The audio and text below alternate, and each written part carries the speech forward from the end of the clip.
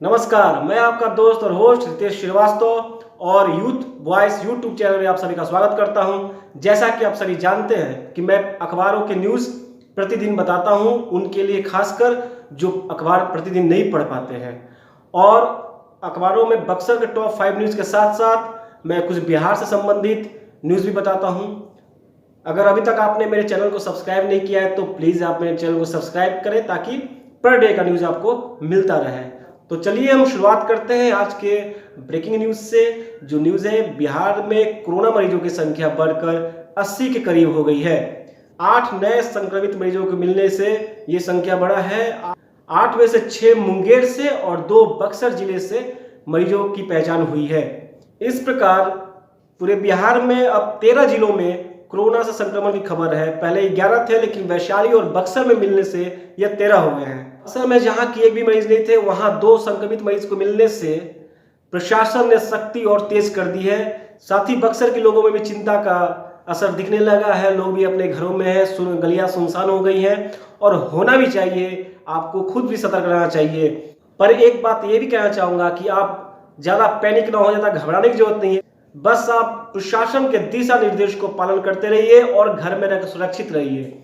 बाकी दूसरों को भी सुरक्षित रखें।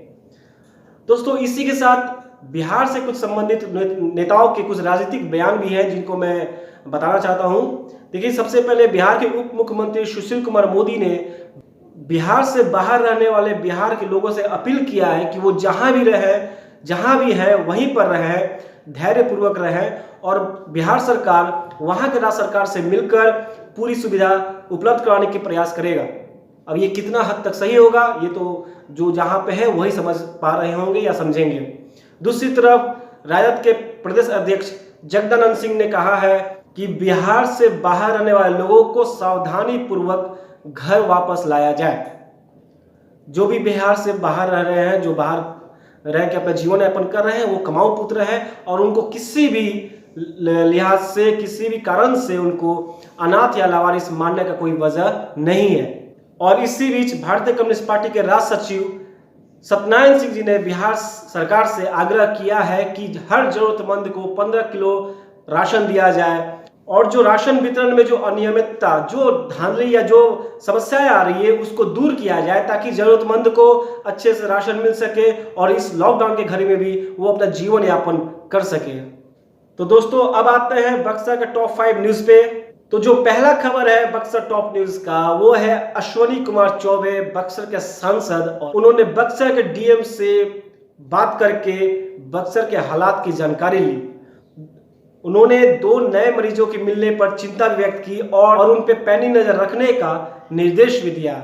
अब दोस्तों, जो लोग सांसद को ढूंढ रहे थे, जो कह रहे थे कि उनके सांसद लापता हो गए, या फिर वो लोग जो कह रहे थे कि ये सांसद सिर्फ चुनाव के समय में बक्सर के गलियों में आएंगे, बीमारी के समय में बक्सर से दूर हो जाएंगे, उनके लिए इतना तो सांसद साहब ने काफी किया है कि कम से कम बात करके डीएम से जानकारी तो ली। इतना तो आपके लिए काफी है या फिर काफी नहीं है, तो आगे आपकी मर्जी। जो नेक्स्ट न्यूज है बक्सर का, वो है कि ओपीडी सहित सभी स्वास्थ्य सेवाएं, जरूरी स्वास्थ्य सेवाएं फिर से शुरू होगी। सरकार ने यह फैसला किया है कि सभी जरूरी स्वास्थ्य सेवाओं को नियमित रूप से फिर से चालू किया जाएगा। Civil surgeon doctor Usha Kiran Verma ने बताया है कि सभी जिला अस्पताल और अनुमंडलीय अस्पताल के प्रवेश पर एक फ्लू कॉर्नर स्थापित किया जाएगा। फ्लू कॉर्नर पर मरीजों और उनके साथ आए लोगों की पहले कोरोना की प्राथमिक जांच होगी। अगर जांच में वो पॉजिटिव पाए जाते हैं तो उनको पास के क्वारंटाइन सेंटर में भेजा जाएगा और अगर वो नेगेटिव पाए जाते हैं तो उनको उपचार के लिए ओपीडी में जाने की अनुमति मिल जाएगी। तो ये एक अच्छी खबर है शहर के लिए, जिले के लिए, कि आपकी ओपीडी सेवा शुरू होगी। अब इसी बीच लॉकडाउन के बीच ही एक झगड़े की खबर भी है।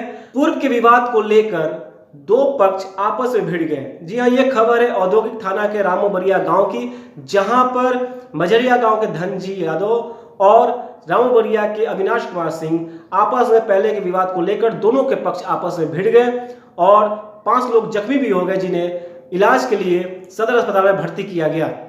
अब दोस्तों, आप झगड़ा करें चाहे कुछ भी करें, मेरा यह कहना है कि आप लोग सोशल डिस्टेंस का पालन करें झगड़े के वक्त भी, और मास्क जरूर पहने। वैसे तो आपको झगड़ों से बचना ही अभी उचित रहेगा इस समय। और जो अगला खबर है वो है कि लॉकडाउन के कारण शादियों की तारीखें बदली जा रही हैं। कोरोना वायरस के संक्रमण को फैलने को लेकर जो सरकार ने लॉकडाउन की तिथि 3 तारीख तक कर दी है, समय सीमा 3 तारीख तक कर दी है, उसके कारण शादियों की तारीखें भी बदलनी पड़ी है। बहुत सारे लोगों ने शादियों के कार्ड तक वितरण कर दिया है, फिर उनको मोबाइल से फोन करके शादियों की तारीख बदलने की सूचना देना पड़ रहा है। हालांकि शादियों की तारीखें बदलने से बहुत सारे परेशानियों का सामना करना पड़ रहा है, परंतु एक शब्द में एक बात मैं कहूँगा कि जान है तो जहान है। और जो आखिरी खबर है वो है लॉकडाउन ने छीना मोचियों का धंधा। हर रोज लोगों की जूतों को चमकाने वाले मोचियों की जिंदगी की चमक आज के दौर में फीकी पड़ गई है। लॉकडाउन की वजह से उनके सामने भुखमरी की स्थिति उत्पन्न हो गई है। इस लॉकडाउन की वजह से उनकी जीवन की गाड़ी को आगे बढ़ाना बहुत ही मुश्किल हो रहा है। ऐसे में अन्य समाज सेवी संगठनों और बक्सर प्रशासन से अनुरोध है कि इनकी भी उचित व्यवस्था की जाए, इन पर भी ध्यान दिया जाए।